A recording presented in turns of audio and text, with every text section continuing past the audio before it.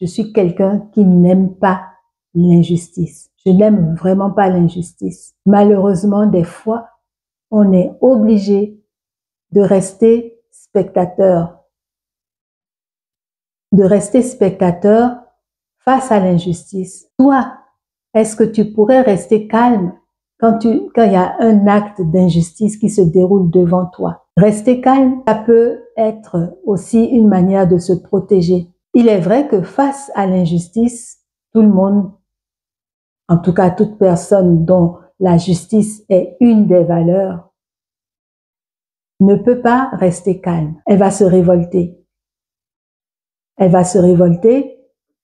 Elle va vouloir rétablir la vérité. Elle va vouloir que justice soit faite. Mais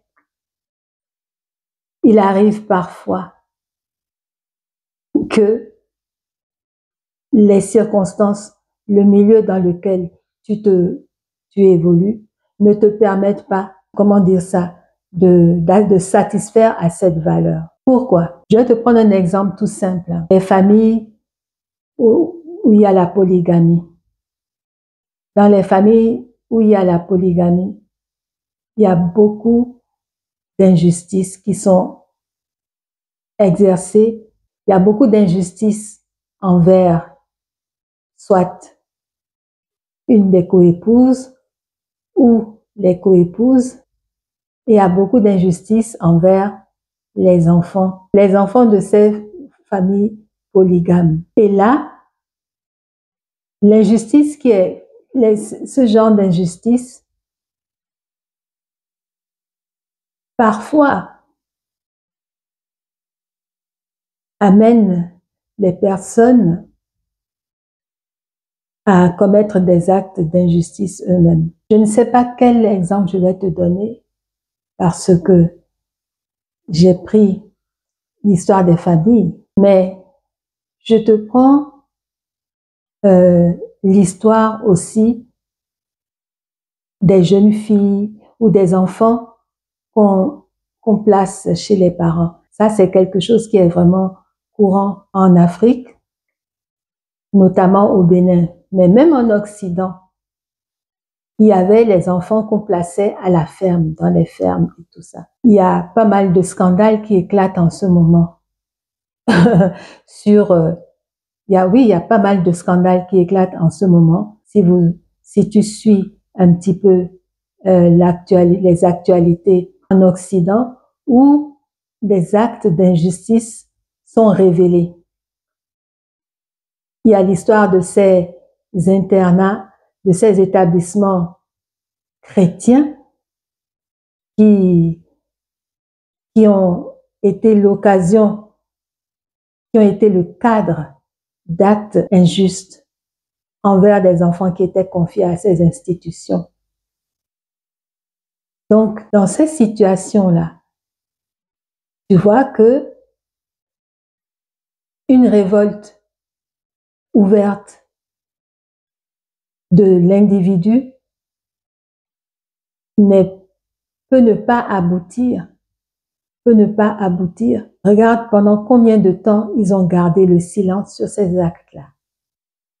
Et même dans tous les exemples que je t'ai cités, au niveau des familles polygames, au niveau des familles recomposées des fois, où c'est le papa qui est décédé ou c'est la maman qui est décédée et le conjoint survivant se remarie avec une autre personne. Bien souvent, les enfants issus de l'union où il y a eu cette personne décédée sont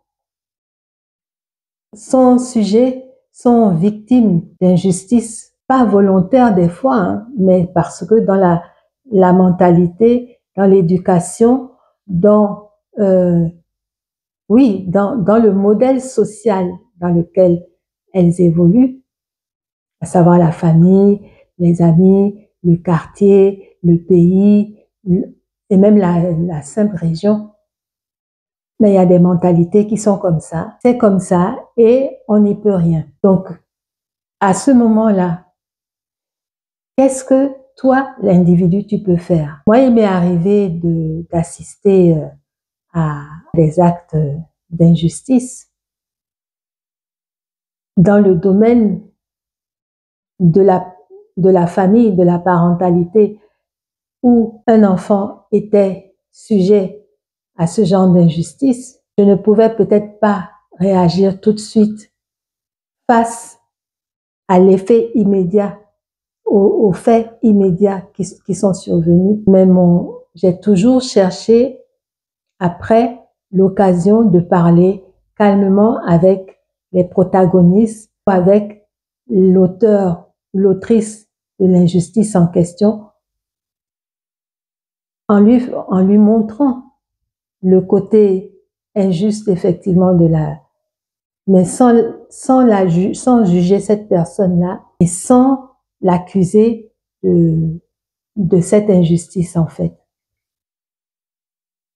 Je trouvais toujours un exemple autour d'elle qui la touchait personnellement et qui lui ferait comprendre que là, effectivement, ce que j'ai fait, ce n'était pas vraiment juste. Des fois, salutairement, l'acte d'injustice est corrigé. Des fois, on n'y peut rien. C'est comme ça. Et il faut que la personne endure. Même si, dans mon cœur, à moi, ça saigne parce que je n'aime pas l'injustice. L'injustice, c'est quelque chose qui me révolte au plus haut point. Parce que je me dis de quel droit est-ce qu'on peut maltraiter, molester un être humain qui est exactement comme moi.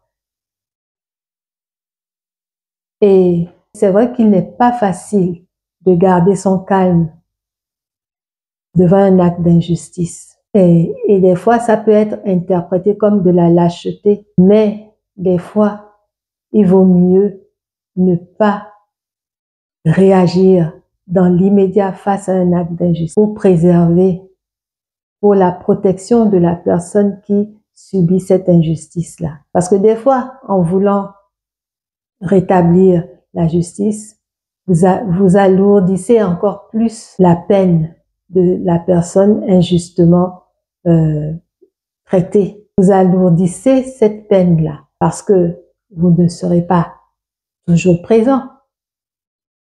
Hein? Des fois, c'est ce que je me dis. Je réfléchis et je me dis, mais si j'agis comme ça, quel est l'intérêt pour la personne pour laquelle je veux accomplir cet acte de justice? Quel est son intérêt exactement? Quand je pense à ça, je réfléchis avant d'agir. Dans ce genre de circonstances, je réfléchis. Je réfléchis parce que la personne peut faire l'objet de rétorsion une fois que je ne suis plus là. Tant que je serai là, le tortionnaire ou la personne qui est injuste va s'arranger pour que pour ne plus être pris en faute. Ça me fait penser à une situation que j'ai vécue et où effectivement, j'ai gardé mon calme. Mais je crois que tout passait dans mon regard. C'était au cours d'une fête organisée où on avait fait appel à une amie qui avait un service de traiteur pour, comment dire ça, pour servir à manger, pour nous faire des plats, en tout cas pour le buffet de la fête en question. Et elle avait une brigade de serveurs, serveuses.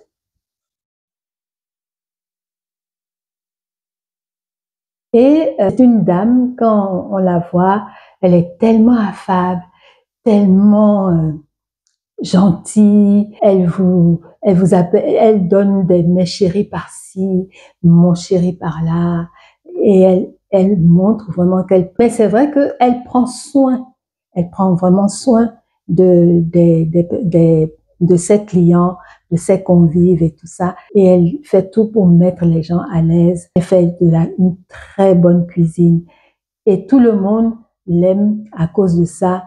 Parce qu'en plus, elle présente devant les gens une image de personnes très euh, très à l'écoute des autres, voulant satisfaire vraiment leurs attentes et vraiment quelqu'un qui a une très bonne réputation. Il se trouve que au cours de cette fête-là, j'ai été amenée à passer par les cuisines, en tout cas par le local où elle avait entreposé les repas.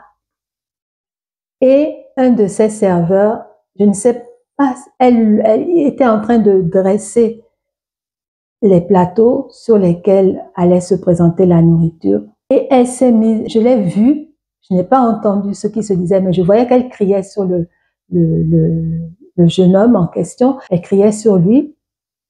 Et j'ai poussé doucement la porte et j'ai vu qu'elle elle s'est mise à le taper. J'ai été tellement choquée. Elle lui a donné 2 coups de poing dans le dos. Elle s'apprêtait à donner le 3e coup de poing quand elle m'a aperçu qu'il la regardait, mais avec un regard, j'étais sidérée. Je n'aurais jamais imaginé qu'elle puisse avoir de tels débordements. Et quand elle m'a aperçu, le 3e coup de poing s'est transformé en une petite tape sur le dos où je ne sais pas ce qu'elle lui avait dit au départ, mais là, elle lui a dit, donc, tu t'arranges pour bien préparer ça, pour que ça ait un bel aspect. Il faut que les gens, ils aient de l'appétit en voyant comment tu as dressé ton plateau. Je n'ai rien dit. Je n'ai pas prononcé un mot parce que je me suis dit justement, je fais ça, ça va l'humilier devant les gens de sa brigade et je ne sais pas qu'est-ce qu'elle peut faire si elle est capable de taper comme ça un jeune homme. Et vous savez qu'en Afrique, enfin, tu sais qu'en Afrique, le respect des grandes personnes est important. Et à cause de ça, il y a beaucoup de grandes personnes, des personnes adultes qui abusent de leur autorité envers des personnes qui sont plus jeunes qu'elles ou sur lesquelles elles ont un droit d'aînesse. Donc ça, c'est un exemple que je te donne, mais il y en a plein d'autres. Il y en a plein d'autres sur lesquels, effectivement, il vaut mieux réfléchir à savoir quel est l'intérêt de la personne concernée. Tu réagisses face à l'injustice dont elle est victime. Le mieux, c'est de garder son calme et quand on a l'occasion d'en parler avec la personne qui a commis cette injustice, ou alors essayer de consoler la personne qui a été injustement traitée. Mais c'est mieux d'en parler avec la personne qui a commis cette injustice-là. Parce que c'est elle qui peut chercher à se corriger. C'est elle qui doit chercher à se corriger. Donc voilà un petit peu l'expérience dont j'ai voulu te faire part. Effectivement, on peut garder son calme face à des actes d'injustice en réfléchissant à l'action qu'on va mener, les conséquences de cette action-là, en réfléchissant, mais c'est pas tout le monde qui a cette réflexion, c'est vrai, mais moi, c'est ce que je te conseille. Quand tu es face à un acte d'injustice, prends le temps de la réflexion avant d'agir. Bon, quand il y a mise en danger de la vie d'autrui, oui, en cas de mise en danger, il faut réagir. Il faut agir peut-être même vite des fois pour éviter ce qu'on appelle non-assistance à personne en danger. Donc, j'ai d'autres histoires que je pourrais te raconter, mais je garde ça pour un développement futur. Toi, qu'est-ce que tu peux me dire par rapport à ce genre de situation? Comment arrives-tu à garder ton calme face à une situation d'injustice? J'attends tes propositions dans les commentaires. Je te souhaite une très belle journée et surtout, prends bien soin de toi.